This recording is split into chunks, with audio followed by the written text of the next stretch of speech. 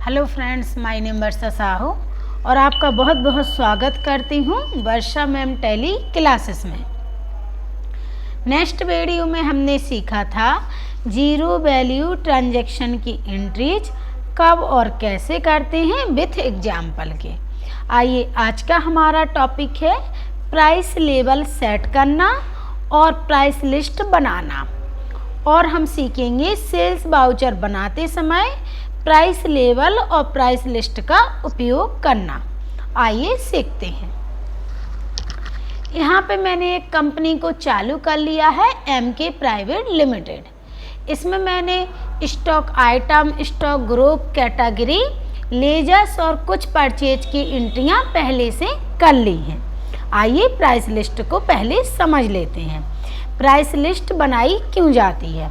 Price list का प्रयोग करके स्टॉक आइटम के विक्रय मूल्य को संख्या, उत्पाद एवं खरीदार के अनुसार तय करने के लिए किया जाता है।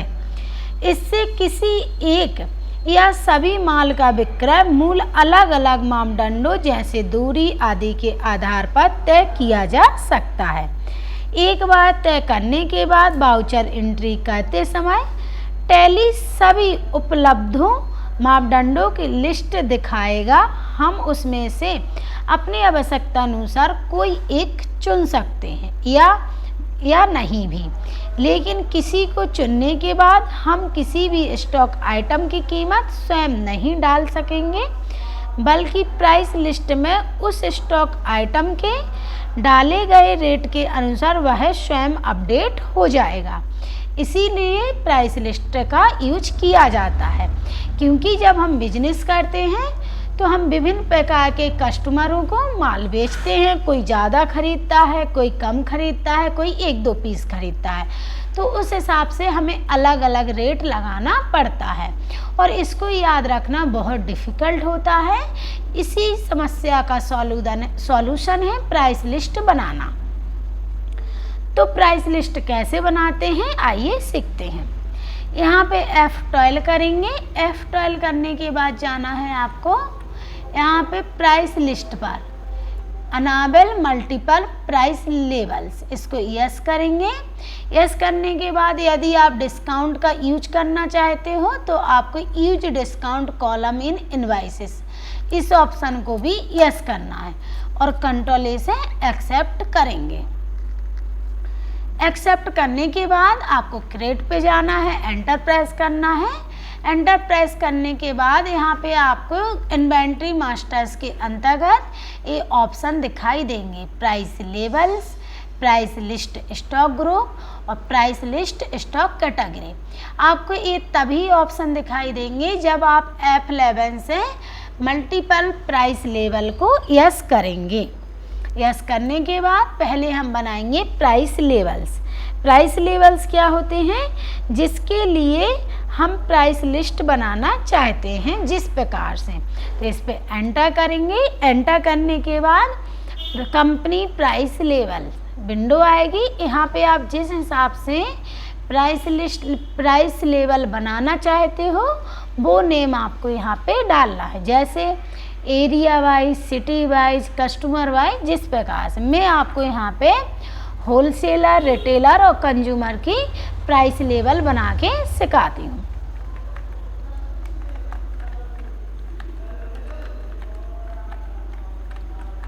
होलसेलर, रिटेलर और यहाँ पे आ जाएगा कंज्यूमर। एंटर करेंगे। यदि आप और भी डालना चाहते हो अपने अकॉर्डिंग तो यहाँ पे और भी बना सकते हो। कंट्रोल ए से एक्सेप्ट करेंगे। एक्सेप्ट करने के बाद यहाँ पे आता है प्राइस लिस्ट। यदि आप price list stock group wise बनाना चाहते हो तो यहाँ पे स्टॉक ग्रुप वाइज भी बना सकते हो, और यदि आप price list stock category wise बना सकते हो तो आप स्टॉक कैटेगरी वाइज भी बना सकते हो। यदि आपने स्टॉक आइटम में स्टॉक ग्रुप यूज किया है तो आप स्टॉक ग्रुप वाइज बनाएं, और यदि आपने स्टॉक आइटम में स्टॉक कैटेगरी यूज किया है तो स्टॉक कैटेगरी वाइज बनाएं। यहाँ पे मैं आपको price list stock group wise बना के बता रही हूँ। एंटर करेंगे।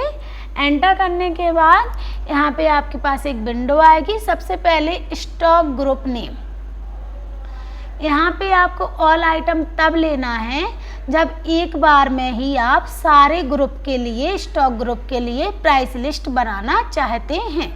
और आपको यहाँ पार्टिकुलर ग्रुप का नाम तब लेना है जब आप एक एक करके स्टॉक ग्रुप के लिए प्राइस लिस्ट बनाना चाहते हैं। तो आइए मैं आपको यहाँ पे ग्रुप वाइज प्राइस लिस्ट पहले बना के बताती हूँ।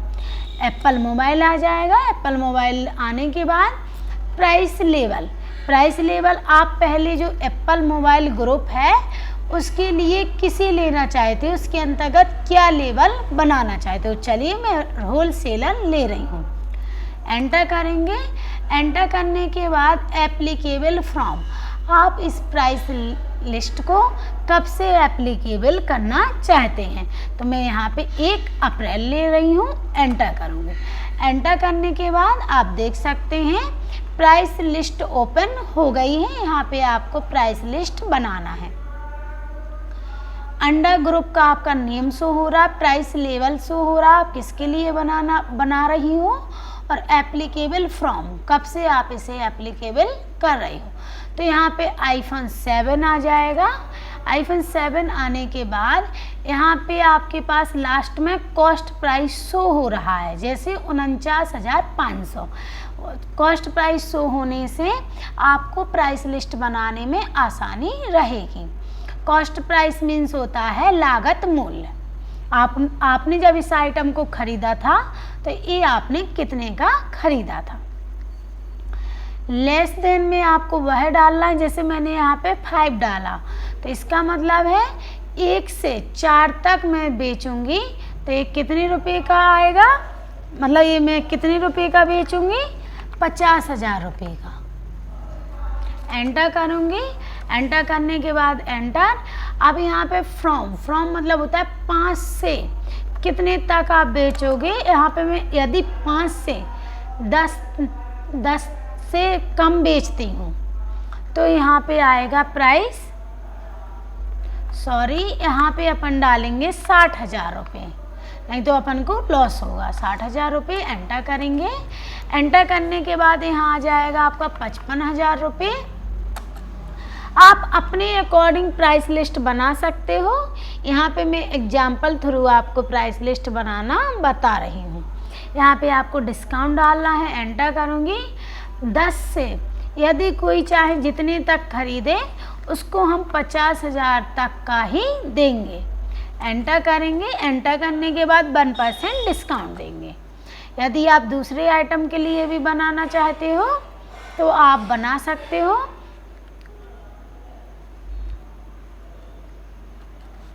यहाँ पर आईफोन एंटर करेंगे। यहाँ पे आप एप्पल मोबाइल आ जाएगा। ये आइटम बनानी था इसलिए मैं बना रही हूँ। यहाँ पे आईफोन 10 जो है, यहाँ पे मैं यदि 1 से 4 तक बेचती हूँ तो इसे मैं दूंगी। इस आइटम का कॉस्ट प्राइस शो नहीं हो रहा है क्योंकि अभी मैंने इसकी परचेज की एंट्रीज नहीं की है। तो यहाँ पे आ जाएगा 60,000 रुपये। एंटर करूँगी। एंटर करने के बाद यहाँ यदि डिस्काउंट देना चाहते तो आप दे सकते हो। 4 से यदि मैं 10 तक बेचती हूँ तो इसका कॉस्ट प्राइस रखूँगी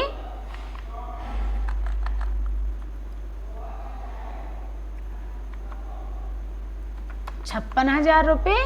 एंटर करूँगी। 3% डिस्काउंट दे दूँगी। इसके बाद 10 से चाहे जितने तक खरीदे मैं यहाँ पे 52,000 का ही दूँगी और यहाँ पे 4% डिस्काउंट आ जाएगा। यदि आप और भी आइटम के लिए बनाना चाहते हो तो बना सकते हो। एक बार मैं आपको प्रैक्टिस करवा दे रही हूँ। यहाँ पे फ्रॉम मतलब होता है, यहाँ पे फ्रॉम मतलब से और लेस देन माने कहाँ तक। तो यहाँ पे आपको फ्रॉम में ब्लैंक रखना है, लेस देन में जैसे 1 से 4 तक तो यहाँ 60,000 रुपये का, 5 से 9 तक 55,000 रुपये का प्लस 2% डिस्काउंट, और 10 से 10 से चाहे जितने भी ज़्यादा मोबाइल ख़रीदे सामने वाला कस्टमर, तो उसको हम 50,000 से कम का नहीं देंगे और 1% डिस्काउंट देंगे। इसी प्रकार आप बाकी प्राइस लिस्ट भी बना सकते हैं। एक्सेप्ट करूँगी। एक्सेप्ट करने के बाद यहाँ पे एप्पल मोबाइल लूँगी। एप्पल मोबाइल लेने के बाद अभी हमने होलसेलर के लिए बनाया था, अब हम रिटेलर के लिए बनाएंगे। एंटर करेंगे। एंटर करने के बाद यहाँ पे आईफोन आ जाएगा। रिटेलर को हम मोबाइल देंगे 70,000 रुपये का, सॉरी यहाँ पे आ जाए लेस देन, जैसे 5, 1 से 4 तक 70,000 रुपये का। इसके बाद हम देंगे 2% डिस्काउंट और इस दूसरा आ जाएगा आपका यहाँ पे 5 से 8 तक यदि कोई मोबाइल ख़रीदता है तो हम देंगे यहाँ पे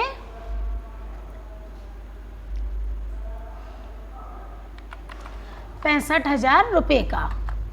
एंटर करेंगे, 1% डिस्काउंट दे देंगे और यहाँ पे यदि 8 से चाहे जितने तक खरीदें 60,000 रुपये से हम कम नहीं देंगे और यहाँ पे 2% डिस्काउंट देंगे। इसी तरह आप दूसरे आइटम के लिए भी बना सकते हैं। आइए बना लेते हैं। यदि कोई 1 से 4 तक खरीदता है तो उसको देंगे हम 1 से 4 तक खरीदता है तो यहाँ पे हम देंगे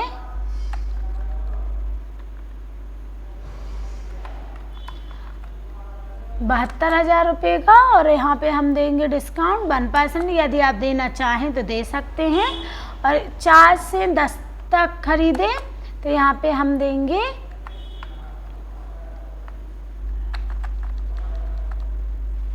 यहाँ पे आ जाएगा 70,000 रुपये और यहाँ पे 2% डिस्काउंट देंगे। और 10 से चाहे जितने तक खरीदें उसको हम देंगे 65,000 रुपये मोबाइल का, 65,000 रुपये तक और 3% डिस्काउंट देंगे। एंटर। यदि आप और आइटम के लिए भी बनाना चाहें तो बना सकते हैं। एप्पल यदि आप ऑल आइटम लेते हैं तो इसका क्या इफेक्ट पड़ेगा ये देख लेते हैं। यदि आप ऑल आइटम लेंगे तो यहाँ पे आप ऑल आइटम के आईफोन 7, आईफोन 10 और सैमसंग, वीवो सभी के लिए बना सकते हैं एक बार में ही।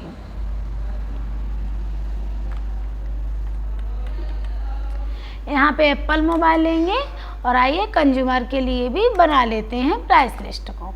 यहाँ पे कंज्यूमर 10, अगर 1 से 2 कंज्यूमर के लिए बनाना ज़रूरी नहीं है क्योंकि आप कंज्यूमर 1 मोबाइल या 2 मोबाइल ही खरीदेगा।